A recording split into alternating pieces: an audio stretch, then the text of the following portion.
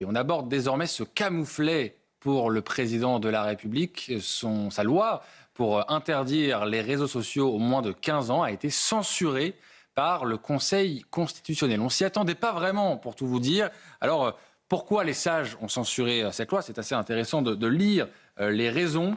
Ils disent que les atteintes portées à l'exercice de cette liberté doivent être nécessaires, adaptées et proportionnées à l'objectif poursuivi.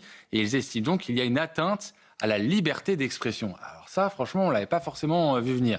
Déception, bien sûr, pour le président de la République, qui a quand même publié un communiqué, je vous le disais, pour réagir à toutes les décisions qui ont été prises par le Conseil constitutionnel. Et on apprend qu'Emmanuel Macron charge Sébastien Lecornu de préparer une nouvelle loi. Donc ça reviendra dans le débat avant la fin de son mandat. On sait qu'il veut emporter avec lui cette interdiction des réseaux sociaux pour les moins de 15 ans. D'autres pays, d'ailleurs, lui avaient emboîté le pas. C'est une atteinte disproportionnée à la liberté d'expression, nous dit le Conseil constitutionnel. C'est pas rien comme camouflet pour le chef de l'État. Mais c'était un camouflet attendu parce que je pense qu'il y a peu de personnes qui n'ont pas prévenu le chef de l'État que ça allait jamais passer. Donc c'était vraiment, on le savait. C'est juste que je pense que c'est une question de proportionnalité, de mesure et de réécriture finalement. Je pense que peut-être une deuxième ou une troisième fois, ça peut passer, mais pas comme ça. En fait. On n'y coupera pas à cette interdiction pour les mineurs de moins de 15 ans. Bah oui, même au niveau européen, puisqu'au niveau européen, c'est porté par l'Union européenne. Mais oui, c'est une très mauvaise nouvelle pour le président de la République, puisqu'il a porté ce projet de loi donc, qui est censuré par le Conseil constitutionnel. Non pas parce que le Conseil constitutionnel ne considère pas que les réseaux sociaux peuvent être un danger pour les enfants mineurs, mais parce que l'interdiction est trop générale. Oui. Les moins de 15 ans, c'est trop général. Tous les réseaux sociaux, c'est trop général. On ne fait pas de distinction entre la fonctionnalité, entre le contenu. Et puis, vous brimez aussi les parents. C'est ce que le Conseil constitutionnel a estimé, c'est-à-dire que le parent aussi, il est là pour surveiller et puis veiller à ce que l'interdiction soit proportionnée aussi par rapport à la maturité de son enfant. Alors pour vous replacer un peu dans le contexte, Emmanuel Macron, ça fait longtemps qu'il en parle. Il avait fait une tournée, je ne sais pas si vous vous souvenez, auprès de la presse quotidienne régionale, entouré de jeunes notamment, et à chaque fois, il répétait sa volonté d'interdire les réseaux sociaux aux mineurs, de moins de 15 ans en l'occurrence. C'était le 10 décembre 2025, écoutez le chef de l'État à l'époque. Faire en effet, c'est à 15 ou 16 ans, c'est ça qu'on doit affiner, parce que c'est clairement l'âge où il y a une maturité affective, où le cerveau d'ailleurs atteint un niveau de maturité, avant cet âge-là, de dire on ne doit pas pouvoir accéder aux réseaux sociaux. Parce qu'en fait, on n'est pas prêt. Et ce qui était d'ailleurs ce qu'on a vécu, ma génération, celle de beaucoup qui sont dans cette salle aussi, et je le dis pour nos plus jeunes, parce qu'on n'est pas prêt, et parce qu'en fait, il faut envoyer ce message aux jeunes, et il faut l'interdiction, parce que c'est ce qui va permettre aux familles d'avoir un guide, une règle, et de s'adapter, à nos jeunes de comprendre, parce que si on le fait de manière plus subtile, ça ne marchera jamais, parce qu'il y aura toujours une pression sociale. Si on le fait de manière plus subtile, ça ne marchera jamais. C'était Emmanuel Macron, donc le 10 décembre dernier. On est en direct avec Fabrice Epelboin, spécialiste de ces questions-là, spécialiste des réseaux sociaux notamment. Bonsoir, merci d'être en direct sur Punchline, sur CNews et sur Europe 1. Comment vous accueillez cette décision du Conseil constitutionnel? Je crois savoir que vous étiez plutôt opposé à cette mesure du président de la République. Ah oui, plutôt opposé.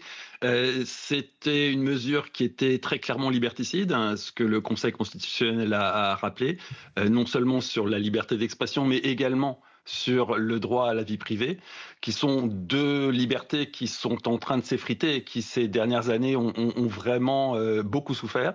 Donc c'est plutôt salvateur que le Conseil constitutionnel mette le haut là. La loi va revenir sous une autre forme.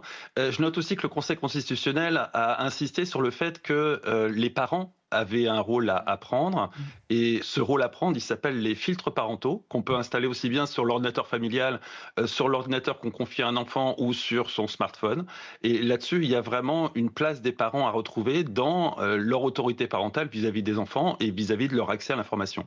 Pour qu'on comprenne bien, c'est vrai qu'au-delà de ce débat pour les mineurs et les réseaux sociaux, en fait, la question que soulevait aussi cette loi, c'est le fait il aurait fallu, puisque la loi est désormais censurée, que chacun des internautes s'identifie avec une identité numérique pour pouvoir accéder aux plateformes. Et ça, c'était un vrai problème à vos yeux, Fabrice Epelboin.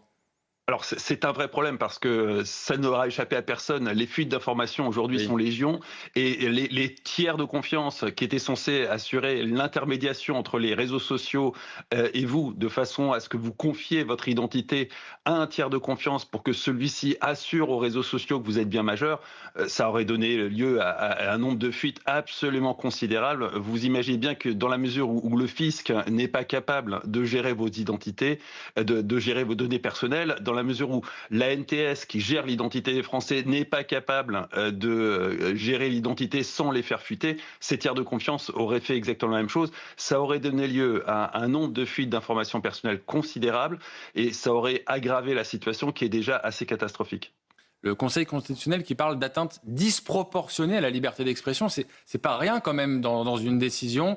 Est-ce que ça veut dire qu'on peut encore espérer que sur les réseaux sociaux, parfois décriés, alors c'est vrai, il y a à boire et à manger sur les réseaux sociaux, mais ils sont aussi le lieu où parfois certaines informations émergent. C'est là aussi où la parole parfois est plus libre que dans les médias traditionnels.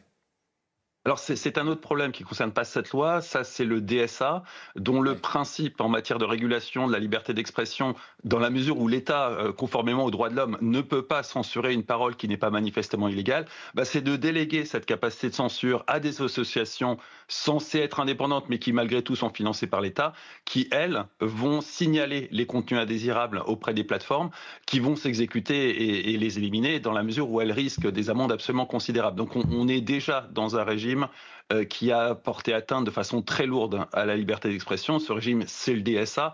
Et le DSA, ne l'oublions pas, c'est la version remise au goût du jour au niveau européen de la loi Avia qui avait elle-même été retoquée par le Conseil constitutionnel. Oui, donc les menaces n'ont pas totalement disparu. Vous êtes sensible à ces arguments, Sarah Doraghi, c'est-à-dire que on peut se dire de prime abord, interdire les réseaux sociaux aux plus jeunes, c'est peut-être une bonne décision, mais il y a beaucoup de choses qui en découlent. Et il y a beaucoup de doutes aussi et de craintes sur la liberté d'expression.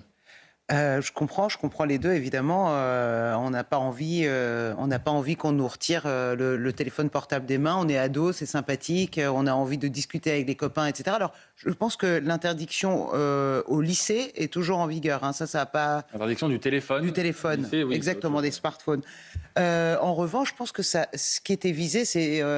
YouTube, Snapchat, Messenger, vraiment les TikTok, évidemment, etc. Alors, l'idée là c'est pas de dire ça y est, vous avez allez-y, vous avez un boulevard les jeunes, allez surfer sur TikTok et autres réseaux. Comme ça que certains vont l'interpréter ce soir. Mais ils vont se précipiter sur leur téléphone. Une réécriture, peut-être effectivement une meilleure écriture avec plus de détails, encore une fois, je crois que c'est le mot, c'est vraiment la proportionnalité. C'est ça qui manquait, mais le deuxième ou la troisième réécriture va être la bonne. Voilà, comme on disait tout à l'heure, on n'y croit pas. Ça arrivera sans doute avant. Alors, la question qu'on peut se poser quand même, c'est de savoir sous quelle forme ça peut revenir, parce que l'agenda parlementaire est très serré. Il reste peu de temps finalement pour faire adopter une loi pareille. On pourrait imaginer un référendum. D'ailleurs, c'est pas totalement exclu dans la façon avec laquelle Emmanuel Macron a réagi à cette proposition. Mais d'ailleurs, un mot sur Emmanuel Macron, Fabrice Epelboin, il s'est beaucoup engagé personnellement sur cette proposition. Il était même là, il saluait à chaque fois sur les réseaux sociaux les pays qui suivaient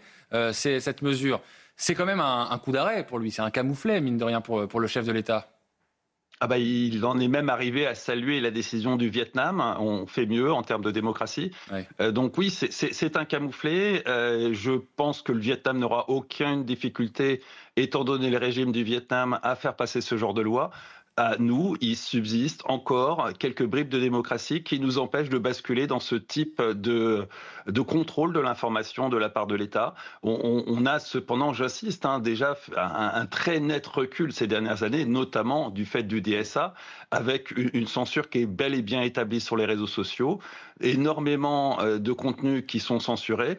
On a le même type de censure dans les intelligences artificielles, c'est un autre débat, mais elle existe bel et bien, et elle n'est pas vraiment encadrée par la loi.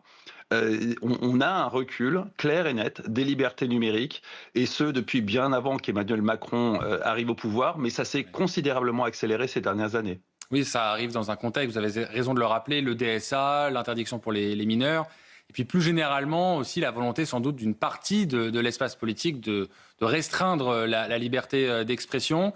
Est-ce que vous qui arpentez les réseaux sociaux depuis longtemps, vous diriez quand même qu'il y a un travail à mener pour éviter la haine en ligne, éviter les propos problématiques qui sont aussi, il faut le dire, assez nombreux sur les réseaux sociaux, Fabrice Epelboin?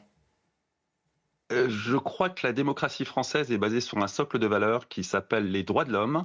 Là-dessus, il y a un article qui est le 11e article de la Déclaration universelle des droits de l'homme qui concerne la liberté d'expression, qui encadre la liberté d'expression de façon très nette, très claire, et que les propos problématiques, ça n'est pas une définition légale. C'est vraiment quelque chose de problématique. On est dans un flou juridique qui permet demain d'encadrer absolument n'importe quoi dans ce terme de problématique. Et on est déjà dans ce flou juridique. Le DSA est dans ce flou artistique sur les propos problématiques qui ne sont pas nécessairement illégaux, qui peuvent être dérangeants, mais dans une démocratie, le débat, parfois, c'est dérangeant.